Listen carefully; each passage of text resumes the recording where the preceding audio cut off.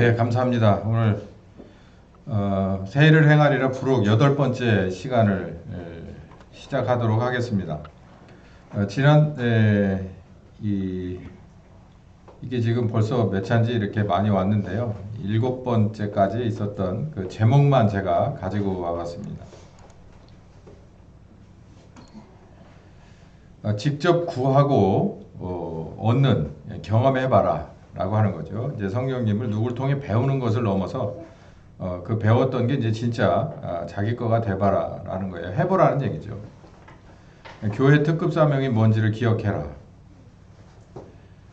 개혁의 대상이 되어버린 이제 교회의 흐름, 어디서부터 뭔 문제가 있었는지를 좀 파악해보자.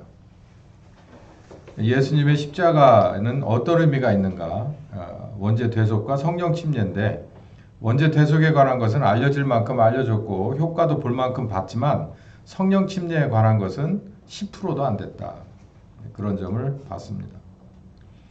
믿음이 그 언제나 중요하다라고 하는 믿음의 중요성을 공부했고, 성령 하나님에 대해서, 여기 성령 침례 나왔잖아요.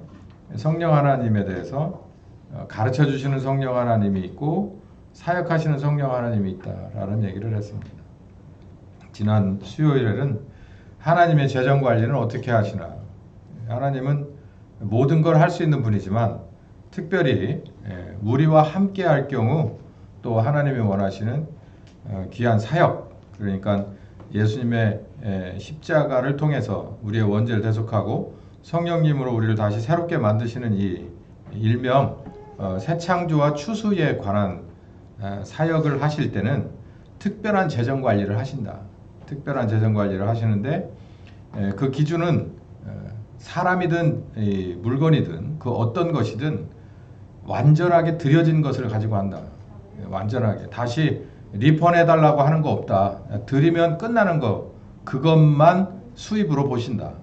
그래서 사람도 그렇고 다른 기타 물건도 그렇고 돈도 그렇고 그 어떤 것이든지 간에 하나님 앞에 완벽하게 들어져서 이거 다시 제가 돌려받겠습니다 라고 하는 거 없는 그런 경우만 이 재정의 플러스가 되고 그걸 가지고 하나님이 원하시는 예수님의 십자가로 말미암은 새 창조와 추수에 관한 사역에 온전하게 사용해서 영광 받으신다라는 얘기를 드렸습니다. 오늘은 8번째 시간인데 교회 세계관에 관한 얘기입니다. 제목이 아주 거창한데 거창하게 하고 싶은 이런 생각이 너무 많은 주제인데요. 요거 잘 만났다 생각한 그 주제였지만 이걸 어떻게 풀어나가야 될까를 가지고 일주일 내내 고민을 했어요. 한 2주일 고민을 하다가 요렇게만 하는 게 옳겠다 싶어서 한 5% 정도만 오늘 1, 2부에 걸쳐서 하게 될 텐데 요걸 가지고 저는 조금 더 자세하게 또 조금 더 구체적으로 하고 싶지만 요 정도만 함으로 인해서 여러분들이 나머지 95%는 여러분이 찾아내시면 될 것 같아요. 성령님이 주시고자 하는 걸 여러분이 잘 찾아내시면 될 것 같아서 요 5%의 단서를 가지고 교회, 그러니까 신자의 세계관은 어떻게 돼야 될 거냐라고 하는 걸 찾아내시는 귀한 여러분들이 꼭 되시기를 바랍니다.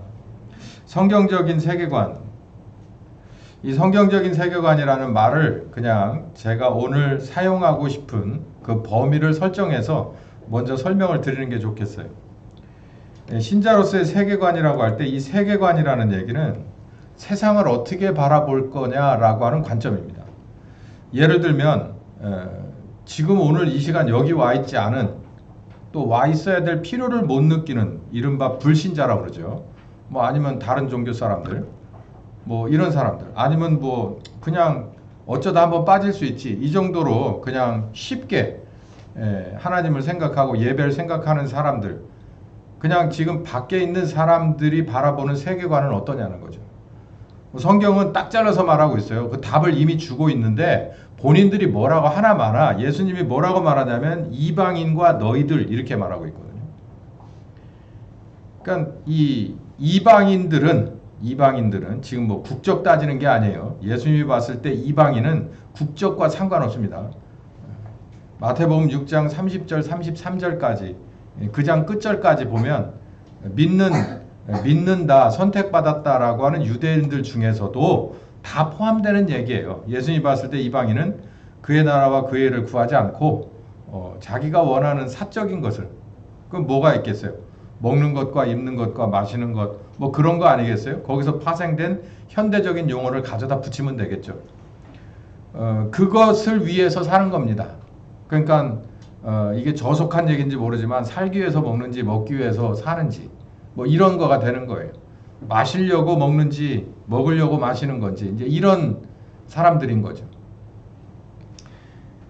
그런 세상을 그렇게 바라보는 사람들이 있는가 하면 내가 너희들에게 말하노니 너희는 이방인들처럼 되지 말고 뭐하라 그랬습니까? 너희는 먼저 그의 나라와 그의 의를 구하는 사람들이 되라. 이게 세계관을 말하는 거예요. 가치관도 있지만 세계관도 마찬가지입니다. 세상을 어떻게 바라볼 거냐? 먹는 창고, 입는 창고, 마시는 창고로 볼 거냐? 아니면 어떻게 볼 거냐라고 하는 거예요. 섣불리 제가 답을 드리자면 우리들의 교회에 그리고 우리 신자의 올바른 세계관은 추수의 일터라고 봐야 되는 거예요. 뭐라 그랬죠? 신자의 세계관은 뭐라 그랬죠? 이 세상이 무슨 뭐 하는 대상이라고요? 추수의 대상이라는 거예요. 오늘 이제 그 얘기를 할 겁니다. 그건 어디서 나온 얘기십니까? 성경에서 나왔습니다. 전 성경을 믿거든요. 첫 번째, 세상은요, 땅은 저주를 받았습니다. 땅이 원래 뭘 잘못해서 저주를 받은 게 아니라 아담이 잘못해서 땅이 저주를 받았어요. 창세기 3장 17절에서 18절까지 뭐라 그러냐면 아담에게 이르시되 네가 네 아내의 말을 듣고 내 말을 우습게 봤으니까 땅이 저주를 받을 거야 라고 얘기했어요. 그래서 어떤 일이 벌어지냐면 이제 가시덤불과 엉겅퀴를 너에게 내줄 거야 라고 얘기하고 있습니다. 너는 아마 죽을 때까지 이렇게 이마에서 땀이 흘러야 네가 원하는 먹을 걸 구할 수 있게 됐어. 이 얘기를 하는 거예요. 땅은 저주를 받았어요. 그뿐만 아닙니다. 이건 어떤 얘기하고 연결이 되느냐면 불로 멸망하게 될 것이다 라고 하는 것에 같이 방점이 찍혀요. 그러니까 이 땅은요 사실은 그냥 아무 잘못 없습니다. 그냥 아담 때문에 저주를 받고 그리고 범죄한 아담과 같이 멸망하는 거예요. 베드로후서 3장 10절에서 13절까지 보면 이런 말이 있습니다. 그날에 하늘이 큰 소리로 떠나가고 뿐만 아니라 그날에 하늘이 불에 타서 풀어지고 체질이 뜨거운 불에 녹아지고 그리고 나면 새하늘과 새 땅을 우리가 볼 것이다. 그러니까 지금 있는 하늘과 지금 있는 땅은 없어진다는 얘기예요. 여러분들이 세상이라고 생각하는 이 눈으로 볼 수 있고 만질 수 있는 느낄 수 있는 여러분의 지금 밖에 있는 우리도 그 세상 가운데 포함되어 있지만 이 세상은 범죄함으로 인해서 하나님이 원하는 때가 되면 이렇게 된다는 얘기예요. 이렇게. 그럼 우린 여기서 어떤 거 하나를 가져야 되느냐면 이 세상에서 하나님이 천국을 여기다가 세우려고 하는 것은 아니다라고 하는 것을 우리는 알아야 돼요. 근데 이러면 이제 섣불리 이런 생각합니다. 그러면 우리가 할 일이 뭐가 있냐? 없지 않느냐? 왜 없어요? 아까 말씀드렸잖아요. 신자의 교회의 세계관은 성경적으로 볼 때 뭐다? 이 세상은 뭘로 봐야 돼요? 유한하지만 우리가 추수의 대상이, 추수의 일터라고 봐야 된다는 거죠. 그러니까 정신없이 일해야 된다는 거예요. 가을철에 1시간이 정말 급하죠. 1시가 급해요. 이 추수에도 때가 있기 때문에 그 때를 딱 지나게 되면 이제 더 이상은 의미가 없잖아요. 그러니까 그 때를 우리가 만나기 전에 추수해야 될 일로 늘 우리는 분주한 그런 삶을 살아가야 된다라는 것이죠. 여기에다가 뭐 대단한 것을 꿈꾸면 안 됩니다. 이거 굉장히 중요한 말이에요. 이 성경적인 세계관이 아주 중요합니다, 여러분. 너무 많이, 그러니까 이런 얘기를 하잖아요. 불가근, 너무 가까이도 말고 너무 멀리도 말라. 뭐를? 세상을. 왜냐하면 여기가 영원한 하늘과 영원한 땅이라고 한다면 하나님이 이렇게 생각하지도 않겠지만 이 가운데서 필요한 것들만 다 이렇게 뽑아 간다는 거예요. 그럼 나머지는 뭐가 될까요? 폐기물이에요, 폐기물.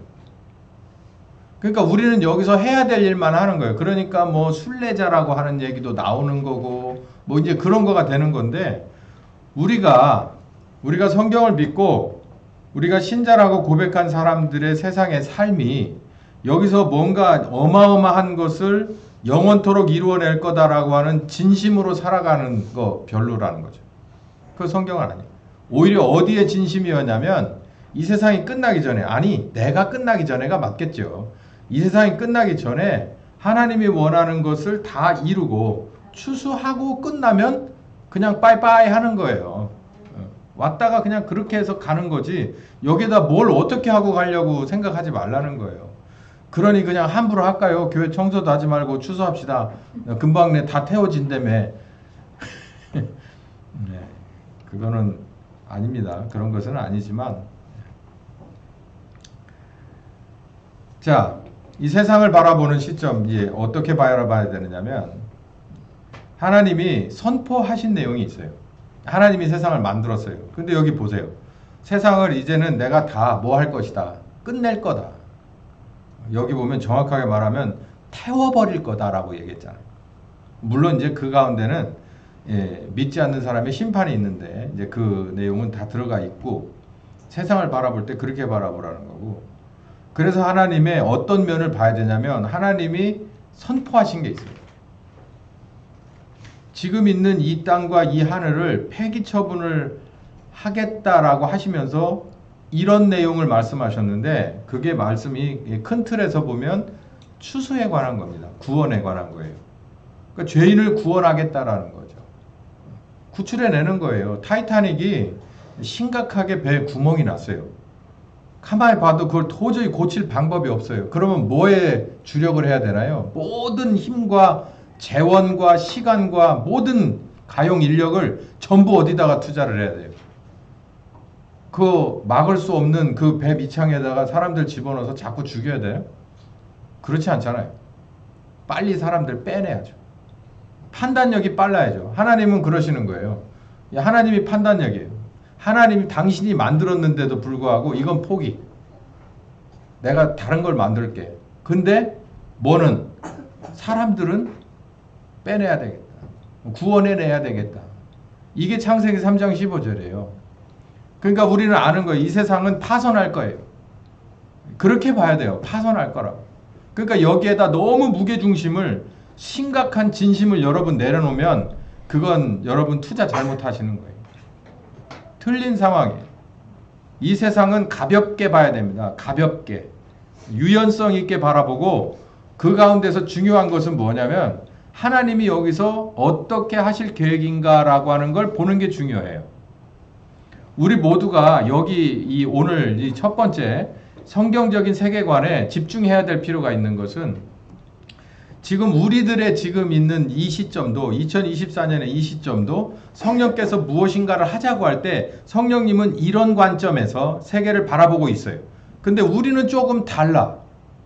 예를 들어 볼까요? 뭐 이런 예는 그냥 제가 즉흥적으로 만들어낸 건데 성령께서는 우리가 뭐 여기다 많이 뭐 투자도 한 것도 아니지만 여기에다 만약에 우리가 가진 모든 것을 투자해서 뭐 비록 몇몇 가지 조건은 안 좋지만 이렇게 좋게 만들어 놨어요. 근데 이거를 다 정리하고 잘 들어보세요.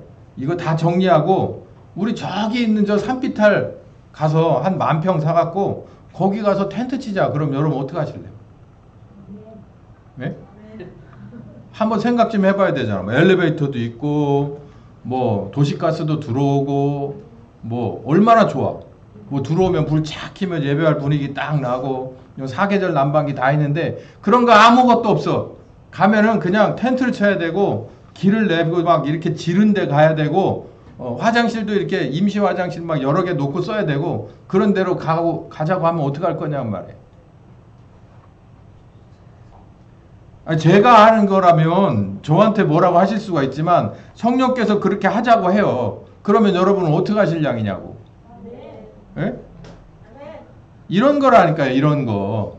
세상을 가볍게 보란 말이에요. 이따 2부 예배 시간에 이런 사람들이 있었어요.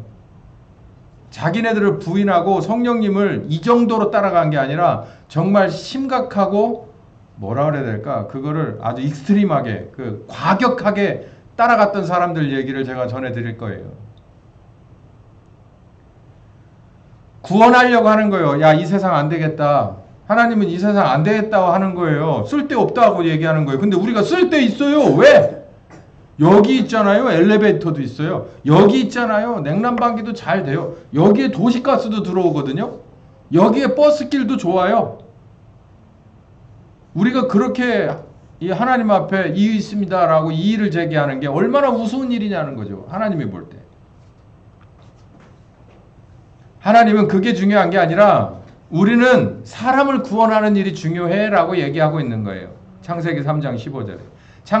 요한복음 3장 16절 17절에 그래서 내가 아들을 보냈어. 그래서 아들을 보냈어. 뭐 하려고? 구원하려고. 그래서 아들을 보냈다는 거예요. 예수님이 오셨어요. 구원하시려고. 그리고 또 지금도 구원하시기를 원하세요. 그뿐만이 아닙니다. 보혜사 성령도 보냈어요. 성령님도 보냈어요. 이제는 몸을 입은 하나님이 와서 당신의 일을 다 하고 가시고 이제는 영이신 하나님이 와서 지금도 여전히 아버지 하나님의 계획에 따라서 이 세상의 무게감을 줄이고 이 안에서 꺼내야 될 사람들을 계속해서 꺼내고 있어요. 무엇으로 오셔서? 진리의 영으로 오셔서. 여러분 요즘 진리가 뭡니까? 빌라도가 예수님에 그랬어요. 진리? 진리가 뭐냐? 제 이제 그 얘기가 저는 성경에서 봤을 때 빌라도가 왜 그런 소리를 했을까? 빌라도도 나름대로 준 철학자 수준의 공부를 한 사람이잖아요. 그냥 아무것도 아닌 게 아니라 그 로마의 총독입니다. 지금으로 하면 뭐라 그래야 될까? 저기 대사관에 있는 우리 일제시대 때 총독처럼 그 아무나 보내요? 근데 이 사람이 진리에 관해서 궁금해하는 거예요. 그러면서 예수님이 진리 어쩌고 하니까는 그래 도대체 진리가 뭐냐? 이 도대체 혼미스러운 거죠. 요즘 여러분 살아가시는 여러분에게 제가 물어보고 싶습니다. 진리가 있습니까? 진리가 뭡니까? 여러분 아세요? 세상의 진리는 성령님밖에 없어요. 진리의 영. 그분밖에 없어. 우리가 믿어왔던 대부분의 것이 그 안에 처음부터 가짜였던 게 많고 그리고 대부분이 그 안에서 오염돼서 굽어져서 우리에게 전해지는 게 지금도 그러고 있어요. 여러분이 이건 정말 믿을만해 라고 하는 것이 왜 사실에 근거한 것이라고 믿는 이런 여러분이 믿는 믿을만한 소스가 대부분 아니라는 것을 알아갈 때 여러분은 정말 심각한 것을 느낍니다. 그러면서 저는 그런 때가 올 때마다 이건 내가 정말 믿었던 바인데 이게 이렇게 내게 편중된 이 왜곡된 사실을 전해주고 있었나? 이렇게 생각할 때마다 그래서 하나님이 우리에게 뭘 보냈구나. 진리의 영을 보냈구나. 진리의 영이 우리에게 오셔야 올바른 판단을 할 수밖에 없고 그 판단이 하나님이 오른쪽이다 라고 인정해 주시는 판단일 수밖에 없는 이유다라는 것을 아는 거예요. 그래서 영이신 하나님이 우리에게 오셔서 이 혼미한 세상 가운데 전 세계가 사실은 이 휴대폰 안에 들어와 있습니다. 여러분이 들고 있는 스마트폰 안에 들고 와 있어요. 쓰는 기능이 별거 아니라 하더라도 사실 여기 끝에서 저 끝까지 연결하는데 거의 몇 초 걸리지 않게 사진도 왔다 갔다, 파일도 왔다 갔다, 동영상도 왔다 갔다 얼마든지 할 수 있는 세상이에요. 지금 우리가 실시간 스트리밍을 안 할 뿐이지 실시간 스트리밍을 하면 전 세계 어디 있어도 네트워크에 들어와만 있으면은 우리들 얼굴과 우리들의 소리를 다 들을 수 있어요. 그런 세상 가운데서 도대체가 진리는 뭐냐? 그건 다 껍데기일 뿐이고 성령께서 오셔야만 되는 거예요. 그래서 보내신 겁니다. 그리고 사도행전에 보면 가르치시기만 하는 성령님이 아니라 이제는 그 성령께서 이제는 가르치는 자리에서 떨쳐 일어나 가르쳤던 자들과 함께 일하러 가시는 거예요. 마치 누가 그러셨던 것처럼 예수님이 제자들을 몰고 다니셨던 것처럼 아니 예수님이 본인이 그렇게 말씀하셨지만 나보다 더한 일도 하리라 라고 했던 일이 그렇게 벌어지고 있는 때입니다. 그렇게 벌어진 때가 벌써 2000년이 훨씬 지난 지금의 시점이에요. 그러니 여러분, 세상을 우리는 어떻게 바라봐야 될까요? 교회가 바라보는 세상은 어때야 될까요? 단 한 가지, 오직 구원, 오직 추수. 이것만 바라봐야 됩니다. 이 모든 것은 다 바로 여기에 집중해져 있어야 그게 아버지의 뜻대로 되는 것이고 성경적으로 되는 것이에요. 여기서 만약에 조금이라도 분배가 잘못 이루어진다면 그건 하나님의 뜻대로 되지 않을 가능성 100%입니다.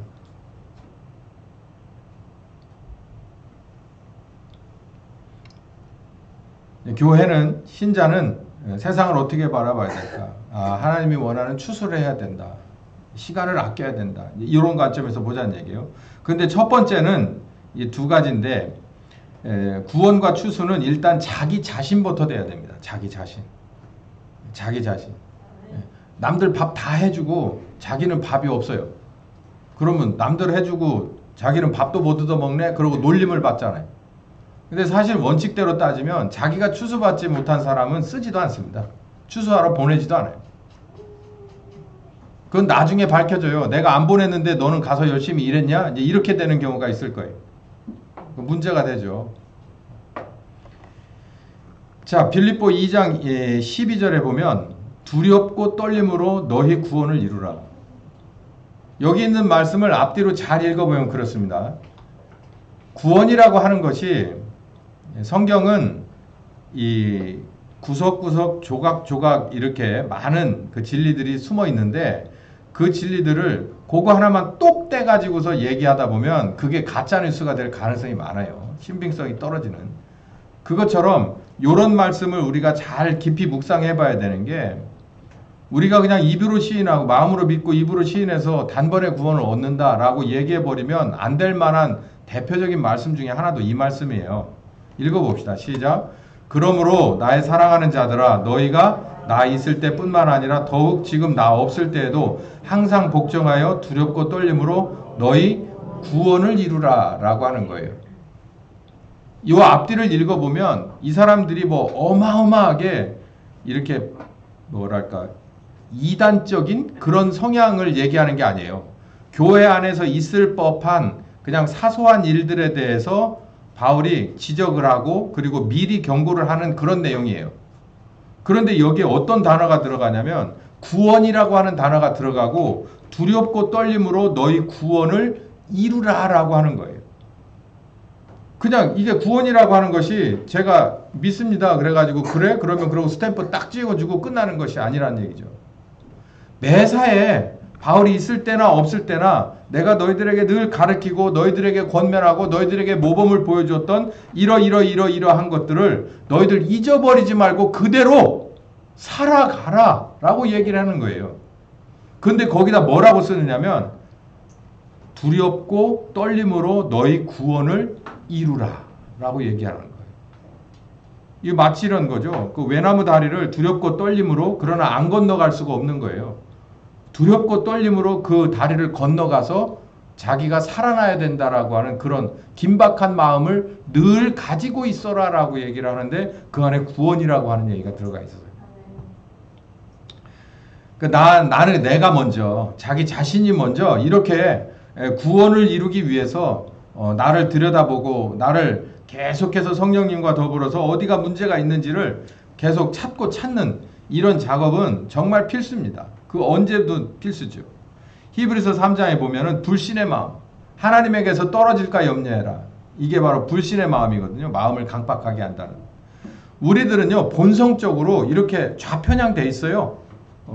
그냥 놔두면 그냥 글로 이렇게 틀어져요. 이 자전거 옛날에 타보셨어요? 자전거가 크게 부딪혀서 사고가 나면 있죠. 그거 뭐 이것저것 갈고 갈아도 있죠. 한쪽으로 치우칩니다. 치우쳐요. 그 낡은 자전거를 타고 특히 사고가 많은 자전거를 타면 이렇게 한쪽으로 치우치는 걸 알 수 있어요. 그럼 이렇게 또 잡고 또 타지만 불과 얼마 안 있으면 또 한쪽으로 또 치우쳐요. 우리가 그런 존재예요. 우리들의 이 죄성이라고 하는 게 그런 존재예요. 그러니까 두렵고 떨림으로 나의 구원을 이루라고 하는 거지. 그냥 놔두면 또 이쪽으로 간다니까요. 이 틀어진 자전거처럼 이렇게 가는 거예요. 그 여기 보니까 불신의 마음은 왜 불신을 해? 하나님은 왜 불신? 이론적으로는 그럴 필요가 전혀 없고 그렇게 해서도 안 되는 거지만 이 불신의 마음이라는 건 자동적으로 그쪽을 보는 거예요. 믿음 쪽을 볼래? 불신 쪽을 볼래? 그러면 불신 쪽이 먼저 쏙쏙 들어오고 확확 박혀요.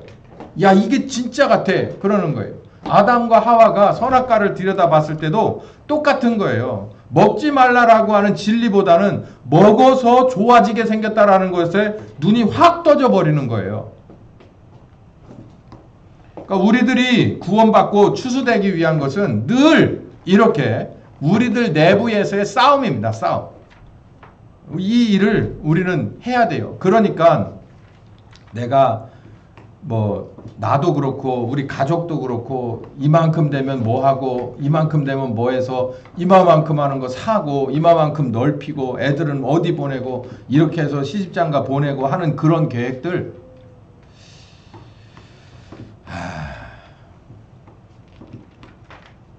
자기 자신의 추수와 연관이 있나요? 그러니까 하지 말라고는 하면 안 되죠. 제가 남의 가정 감나라 내추나라 할 자격이 없으니까. 근데 성경을 보면 뭐가 가장 중요하다고 하냐면 시집가고 장가가고 사업체 운영하는 것보다 중요한 건 오늘 밤 내가 네 영혼을 찾는다는 거예요. 추수가 중요하단 말이에요. 다 잘하세요. 두 가지를 다. 근데 아마 두 가지를 다 신경 써서 잘하기가 쉽지 않을 겁니다. 그랬을 때 우선순위를 어디 찾는 게 맞냐면 내가 하나님 앞에 구원받는다라고 하는 그 목적을 먼저 하셔야 두 번째 것도 얻어질 가능성이 커요. 구멍을 먼저 때우고 그 안에다 돈을 집어넣어야 그 돈이 거기 쌓입니다. 없어졌다고 돈을 계속 거기다가 집어넣어서 이 구멍 뚫린 전대는 계속해서 빠져나가고 평생을 돈의 노예, 삶의 노예로 살다가 죽고 나중에 가서 하나님이 그 앞에 가서 나 너를 구원했나? 어디 보자. 네 열매 있냐? 이랬을 때 없네. 뭐하고 살았어? 구멍 뚫린 전제에다 계속 돈 갖다 넣느라고. 남존 일이죠. 남존 일. 우리들은 어떻게 봐야 돼요? 세상을? 세상을 어떻게 바라보라고요? 내가 추수돼야 되는 이게 가장 우선이다라는 것을 봐야 돼요. 그렇지 않으면 나중에 가서 슬피 울며 이를 갈미 있을 겁니다. 두 번째, 그만큼 더 중요한 것은 내가 추수한 받는 것보다 더 중요한 것은 구원의 사역입니다. 첫째도 사역이고 둘째도 셋째도 사역인데 이 사역이라고 하니까 꼭 사역자로 이렇게 따로 신학교를 가고 신학대학원을 가서 안수받고 시치받은 사람들만 하는 거다 이렇게 생각을 하게 되는데 그렇지 않습니다. 그런 사람들의 사역보다도 오히려 더 거기에서 벗어난 사람들의 사역이 훨씬 이른바 평신도의 사역이 훨씬 더 컸던 것을 우리 성경에서 볼 수가 있어요. 네, 여기 고린도전서 2장 1절부터 5절까지 보면 이 바울 선생의 이 결심이 하나 있는데 그 결심 중에서 아주 인상 깊은 결심이 있어요. 2절 보면 읽어봅시다. 시작.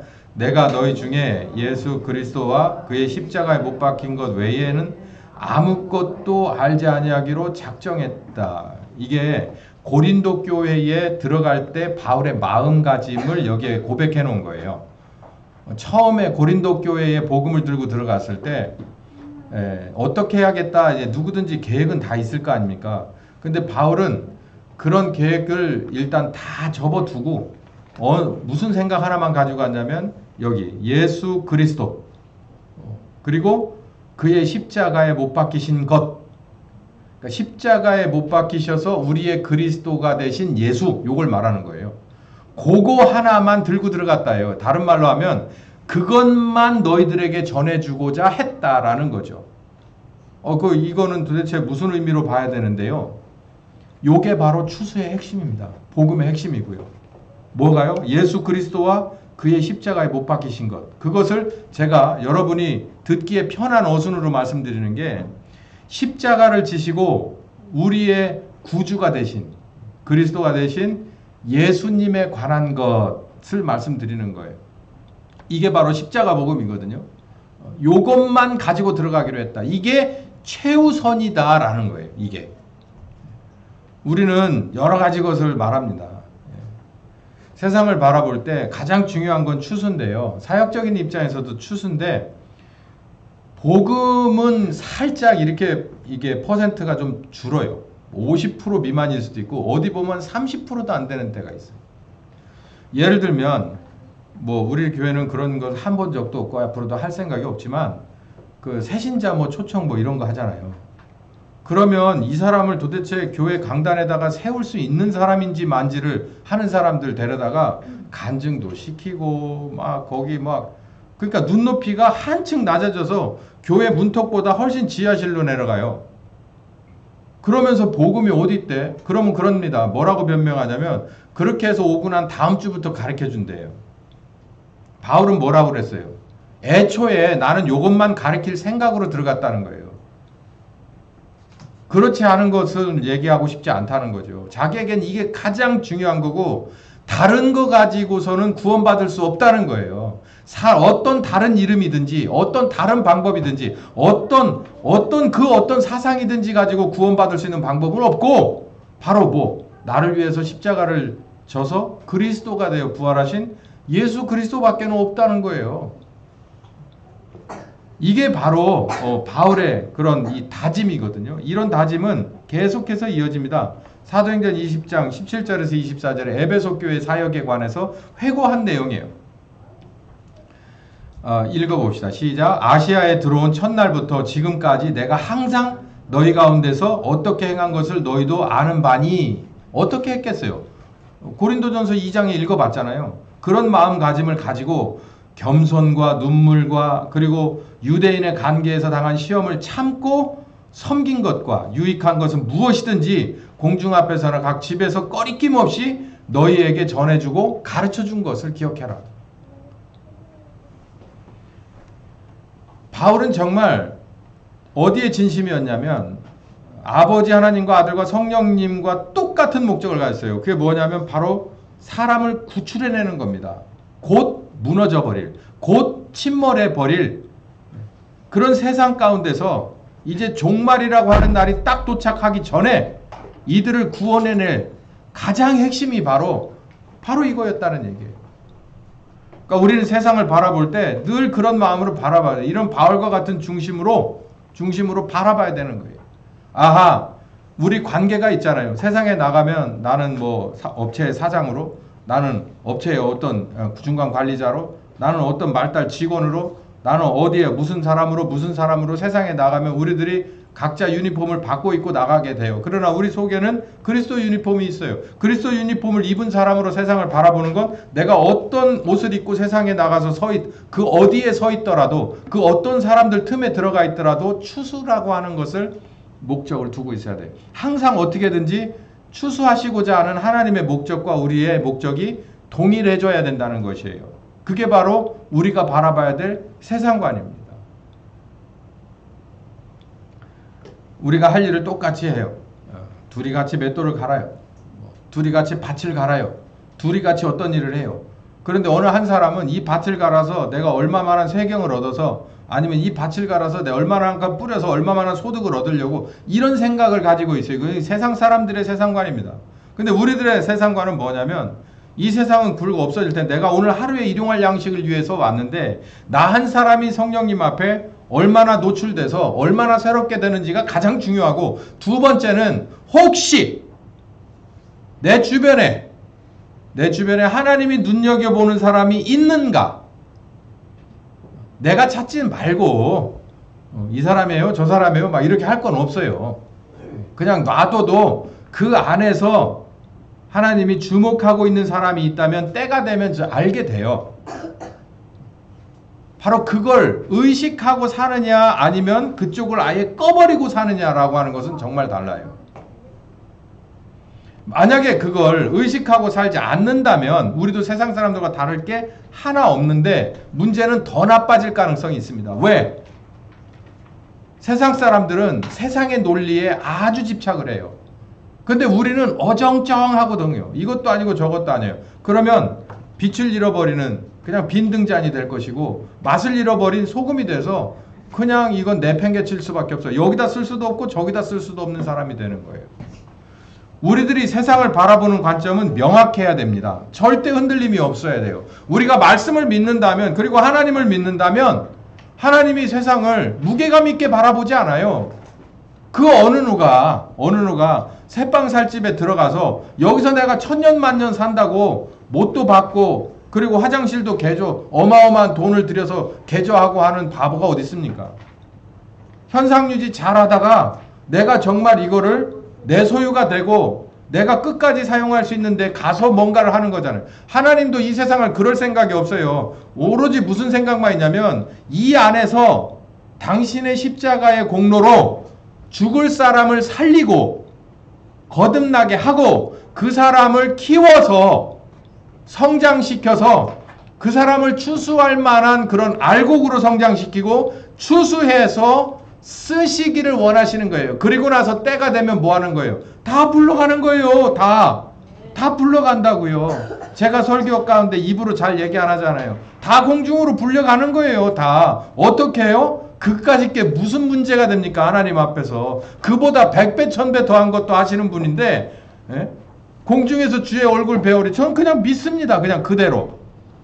때가 되면 제가 무덤에 들어가 있든 아니면 숨을 쉬고 있든 간에 자 여기까지가 끝이야 그러고 종 딱 치면 당신이 원하는 사람들 쫙 끌어가는 거예요. 그냥 그걸 누가 막아요? 그때 가서 정신 차리면 슬피 울며 이를 갈 일밖에는 없어요. 영원히. 자 여러분, 제가 나름 요사스러운 말로 여러분을 설득하는 거예요. 그러나 여러분, 이 말씀을 듣고 성령께서 이제 주중에 여러분에게 세상을 바라볼 때 뭔가 다른 각도로 보게 해준다면 그게 바로 성령께서 여러분에게 임하신 겁니다. 그 진리의 영이 보게 해주신 그 각도로 계속해서 뚫고 들어가 보세요. 그러면 그게 진짜구나, 그게 맞구나 라고 하는 것을 성경 안에서 증명해 주시고 여러분의 삶 속에서 증명하게 될 겁니다. 여러분, 우리는 세상을 어떻게 봐야 할까요? 우리 교회는 세상을 어떻게 봐야 될까요? 교회는, 신자는 이 세상 안에서 내가 나고 끝나기 전에 일단 추수되고 구원받아 추수되는 것이 가장 우선이에요. 매 순간 오늘 하루를 살 때도 성령님 앞에 나를 거울처럼, 그 성령님 앞에 거울처럼 야 여기 좀 봐봐. 그렇게 하면 거기에는 우선순위예요. 그냥 최우선순위로 그 점을 정확하게 바라보면서 나를 부인하고 말씀을 따라가는 내가 추수되고자 하는 첫 번째 문제와 그리고 유지돼야 될 두 번째 문제와 그리고 세상 가운데서 내가 무언가를 조그마한 거 하나를 같이 들어드릴 만한 그런 일이 있을까라고 하는데 늘 초점을 맞추고 계신다면 그게 하나님의 눈높이로 세상을 보는 여러분이 될 것을 믿습니다. 기도하겠습니다. 감사하신 하나님, 오늘 귀한 말씀 들었습니다. 세상을 어떻게 바라봐야 될까요? 우리는 주일날 교회 나오고 적당한 우리들의 호칭을 가지고 있다가 우리 주님 오실 때 되면 그때 우리는 주님 앞에 드러나는 것이 다일까요? 그렇지 않습니다. 우리는 세상에서 삽니다. 세상에서 사는데도 구별되게 사는 것을 원하십니다. 하나님이 세상을 우리가 생각하는 것처럼 그렇게 바라보고 계시지 않기 때문입니다. 주여 아버지, 유한한 세상 가운데서, 아니 어쩌면 주여 아버지, 우리들의 잘못으로 이제는 폐기 처분돼야 할 세상 가운데서 서둘러서 하나님이 원하시는 자들에게 아들의 귀한 십자가 복음으로 성령의 새롭게 하심으로 추수하시기를 원하시는 그 중심 가운데 내가 먼저 들어가고 그리고 도와서 일해드릴 수 있는, 사역할 수 있는, 도울 수 있는 우리들로 세상을 바라보게 하여 주시옵소서. 예수님의 이름으로 기도했습니다. 지금은 우리 주 예수 그리스도의 은혜와 아버지 하나님 극진하신 사랑하심과 성령님의 교통하시는 역사가 이제는 성경적으로 그리고 성령님과 함께 그 눈높이로 세상을 바라보기로 작정하는 한 10년과 가정과 교회 후에 함께 하시길 예수님의 이름으로 축원하옵나이다. 아멘.